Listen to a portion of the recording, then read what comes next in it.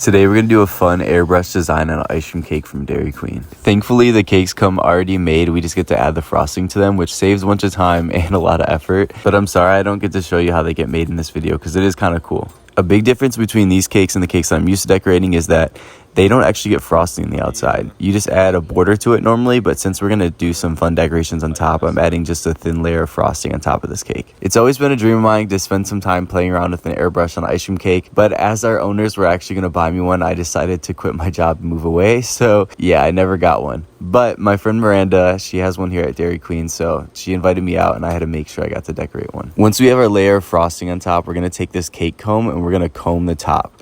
You can make this look more like detailed, but I just kind of left mine look kind of messy. But if you really want to, you can line up the comb so it makes perfect straight lines all the way across. But I just kind of played around with mine. I want it to be more of like wavy looking and kind of less organized. This design should remind you of those little plastic pictures with the ridges on them that if you move it different directions, you can see different images.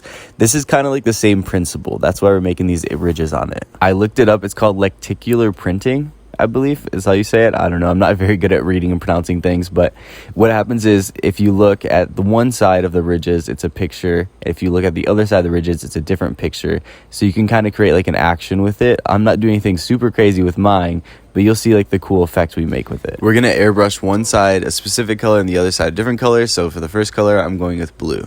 Miranda told me that with the airbrush color, a little goes a long way, so not to use a lot. So I just put a few drops in there. We're going to spray it from far away so that we don't completely smother the cake with color. But as you can see, I don't really know what I'm doing, so I had to speed this up ×6 so you guys don't have to wait through me trying to figure this out forever. Because what ends up happening is I just keep spraying it, but I'm spraying it too far above the cake, so I'm not actually getting any of it on the cake. And I realized later when I blew my nose that I'm pretty sure I inhaled all of it because my boogers were blue. TMI, but there you go. But thankfully Miranda saw that I was struggling and decided to help me out.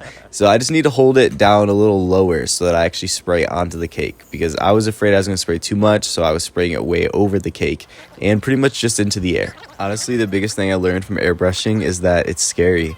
You don't really know where you're going. You kind of can learn to gauge like, okay, this is kind of where I'm at, but it's not like a pencil. You can't just set it down and watch your line go exactly where the pencil's at. You're a little bit away from the cake, so you're spraying it on there.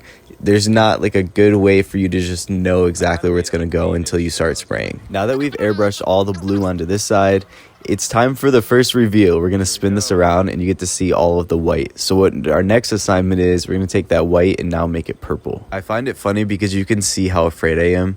I'm just worried that I'm going to not spray it right onto the cake. So it takes me a while to like set up and get ready. But then once I'm there, I'm doing a lot better with this purple than I was with the blue, because I'm getting a better idea of how I need to spray it on there. So thankfully, I at least am progressing and learning, which is always the point of all of this. So just want to remind you guys once again, you have to learn and try to grow. I'm still laughing thinking about all the colors that came out of my nose the other day after this.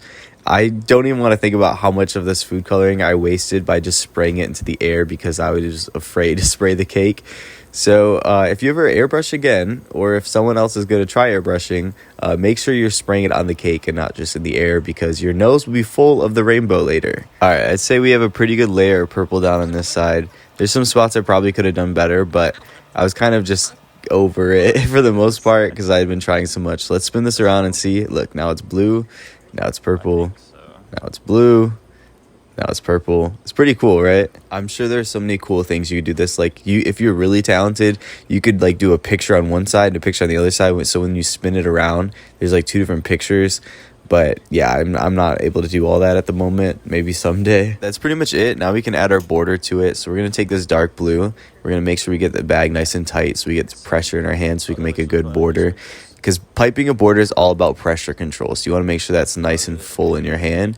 Then we're going to go ahead and pipe it. But Miranda's about to show off. So let's pause for a second because Miranda's going to show us something really cool. You can actually write with the airbrush, which is extremely crazy and scary to me right now.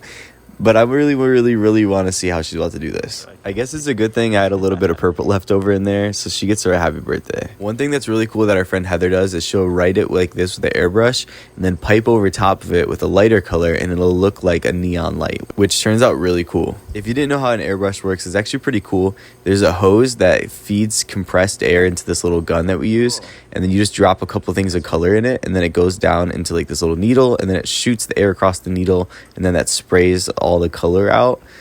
But what's funny is as Miranda's over here writing with the airbrush, she has sprinkles all over her cake. And so she's just blowing the sprinkles all across the room. So I learned a lesson. If you're ever going to airbrush and write on something, you want to make sure you don't have sprinkles on it yet, because your sprinkles are going to fly everywhere. When it comes to decorating a good border, like I said earlier, it's all about pressure control. So you want to make sure the bag is always nice and tight and firm, full of frosting in your hand.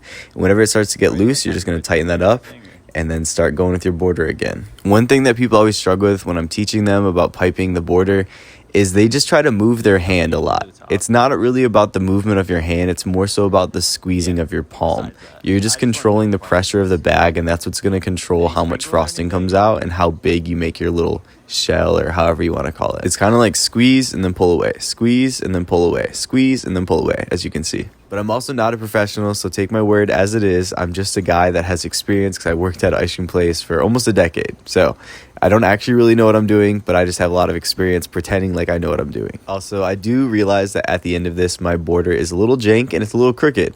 But that's also because I can't really see what I'm doing when I'm recording, because my phone is like an inch from my face, and it adds a lot of complications, especially when it comes to writing and comes to borders. So that is my bad. I hope you forgive me, because if I didn't make this look a little bit jank, then I wouldn't be able to share this video with you, because I do this part for you guys. So this is kind of cool. Miranda did decide to go over it with a color, but she just went over it with purple.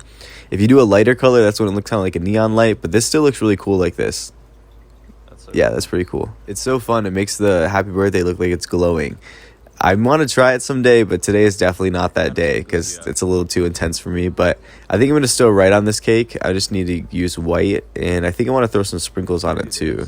Let's go ahead and use these ones. They're kind of like purple and gold. That's kind of fun for this cake. Now that I'm thinking about it, these are kind of like mermaid sprinkles, but it's fine. It'll be kind of cool. These are kind of like waves, so I guess it all kind of works out. This may be odd to you, but I've figured out over the years the easiest way to control sprinkles is by using the largest setting, because you can kind of ease them out like this, like you're just kind of pouring them out. Whereas if you use the holes for the shaker spot, they kind of go everywhere and they don't really come out very smooth. So the best is to pick the biggest hole and then just gradually dump them out. This cake's been pretty fun. I think I need to invest in an airbrush machine for sure. But now this cake looks a little boring, so I need to add something else to it. But I don't normally work at Dairy Queen, so I don't know what their typical designs are. And the top of this is way bigger than any cake I normally decorate. This is a 10-inch. I normally only decorate 8 inches. That's usually the largest we go at my job.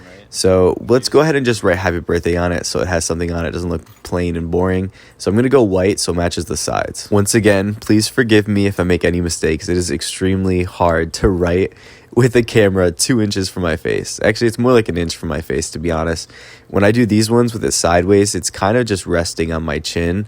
But this one turned out probably the best of any cake I've written on camera. So I'm pretty proud of that. I did kind of run into the border at the end though, but I probably would have done that with or without the camera on my face. That's just me. My exclamation mark is kind of jank though. You're a real one and you made it to the end, so that means you unlock the secret emoji. And the secret emoji for today is going to be that freezing guy, you know, with the like ice crystals coming out of his mouth. I hope you enjoyed me doing something new since.